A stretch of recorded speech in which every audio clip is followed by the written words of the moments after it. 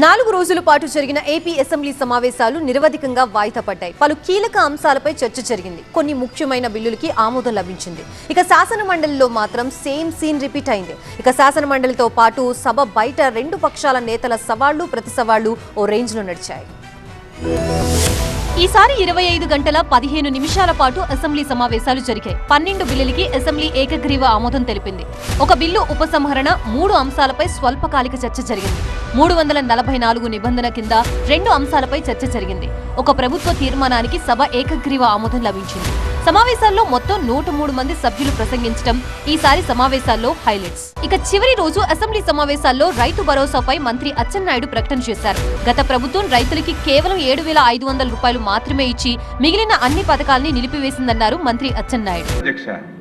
దుర్మార్గమైన ప్రభుత్వం గత 5 సంవత్సరాల్లో సంవత్సరానికి 7,500 రూపాయలు రైతు భరోసా కార్యక్రమం కింద రైతుకి ఇవ్వడం తప్ప 5 సంవత్సరాల్లో ఒక్క కార్యక్రమం చేయలేదు అధ్యక్ష.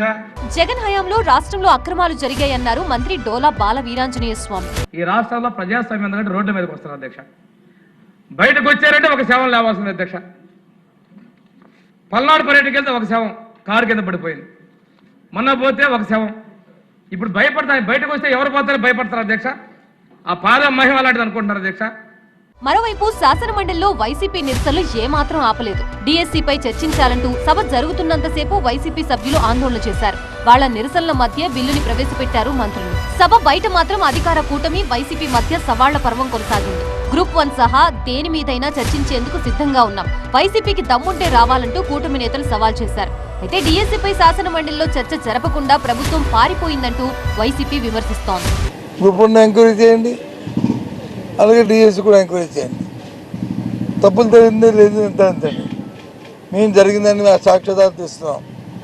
గ్రూపుల్లో కూడా జరిగితే చర్య తీసుకోండి. ఎవరు వస్తున్నారు? మొత్తంగా ఏపీ పాలిటిక్స్ హాట్ గా నడుస్తున్నాయి.